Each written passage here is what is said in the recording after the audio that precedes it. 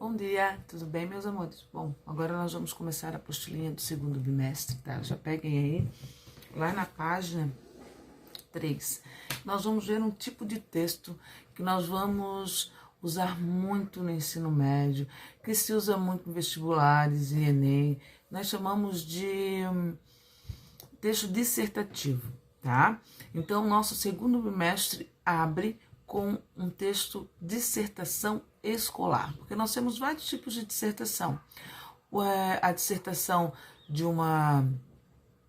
quando a gente defende um ponto de vista num mestrado, num doutorado, que daí requer um outro nível e uma outra forma, né, de dissertação. As características são a mesma, embora eles são muito mais amplos, tá? Quando a gente fala em dissertação escolar, nós temos a estrutura básica de uma dissertação escolar. Mas o que é uma dissertação escolar? O que vocês entendem do que é dissertar?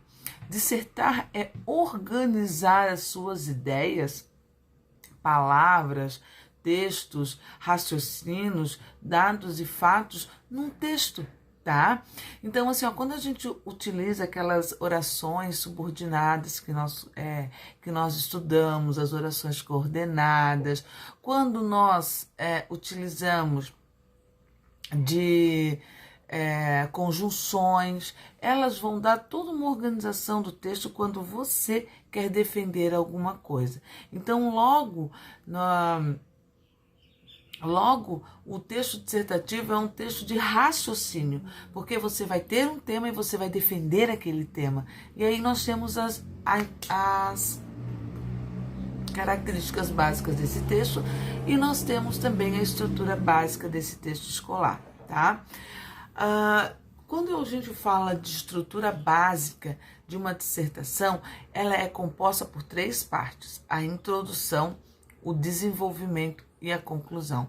Agora, de início que vocês estão sendo apresentados a esse texto, nós vamos trabalhar essas partes, tá? Bem colocadas.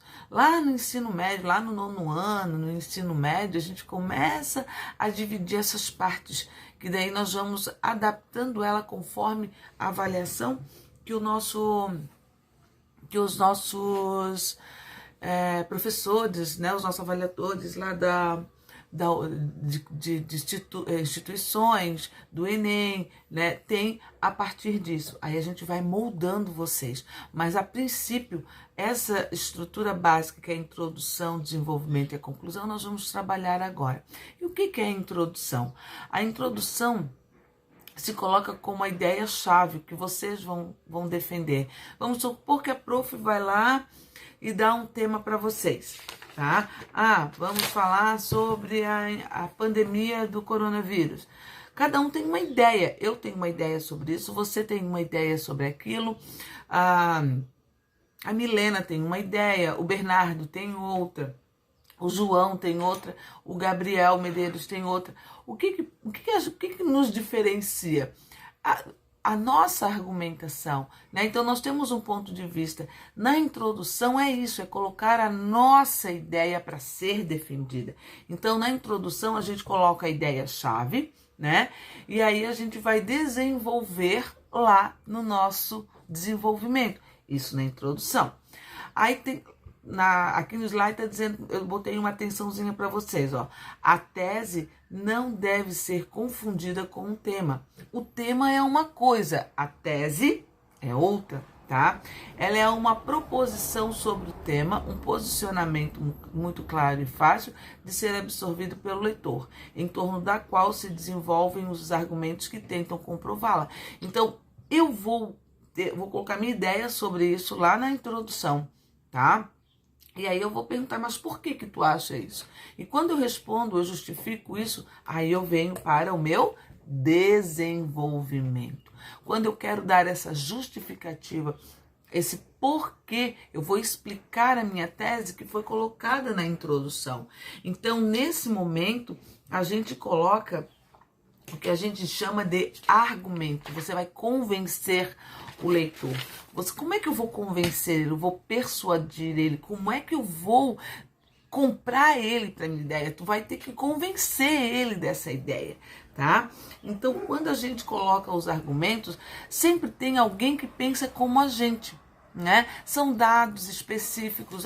Eu li assim, assim assado, mas eu li na folha tal, tananã, tananã. Eu li num livro que um pesquisador ou um cientista, né, publicou isso, aquilo.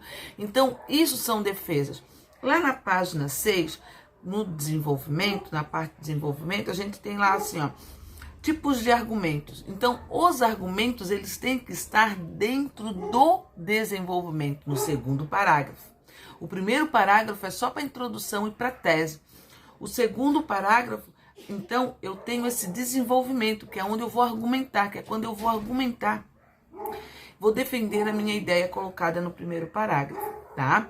Então, ali eu tenho vários tipos de argumentos. Eu tenho o argumento de autoridade. É quando eu caso a minha ideia com a ideia de outro. E eu uso a conjunção segundo, né? Segundo fulano de tal, né? Conforme fulano de tal, a ideia dele junto com a minha, tá? Então eu caso essas ideias, eu dou fundamento para os meus argumentos.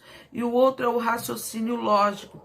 O raciocínio lógico é quando a gente tem a causa e a consequência. Geralmente esses raciocínios lógicos a gente tem fontes de pesquisas, tá? Então lá na página 6, naquele quadrinho cinza ali, tipos de argumentos, coloquem como importante, porque esses argumentos têm que estar dentro do desenvolvimento, que é a segunda parte, o segundo parágrafo ali da nossa dissertação. Fechando isso, eu defendi, coloquei meus argumentos, coloquei a ideia de outra pessoa, né, casei tudo, a minha introdução. Agora eu vou fechar o meu texto. Quando eu fecho o meu texto, eu chamo de conclusão, eu vou concluir.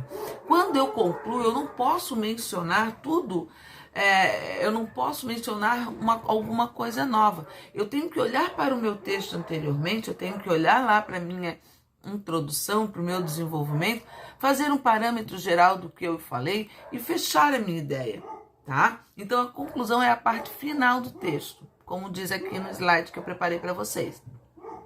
Mas é preciso que uma coisa fique clara. Concluir não é simplesmente terminar o texto e ponto. A conclusão é feita de comentários que confirmem os aspectos desenvolvidos lá nos parágrafos anteriores. Como eu falei para vocês, eu não posso simplesmente acabar o texto. Eu simplesmente tenho que olhar o que está anteriormente, que eu escrevi anteriormente, e ali eu tenho que concluir a minha ideia, tá?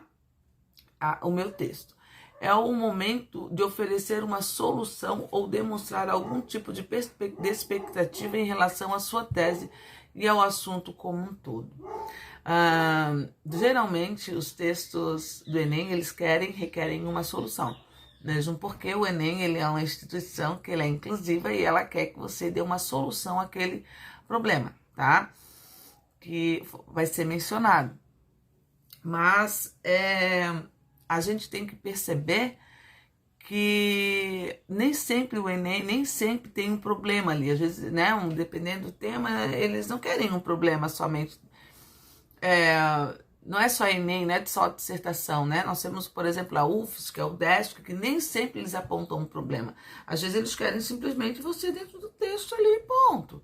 Tá certo? Mas não quer dizer que você tem que botar algum tipo de solução. No Enem é obrigatório, né? Mas isso vocês vão ver lá no ensino médio, no terceirão, tá? No segundo ano, enfim, quando a gente voltar e a gente trabalha minuciosamente. E aí, dependendo do que foi colocado no tema, obviamente, vocês vão ter que dar essa solução, tá certo?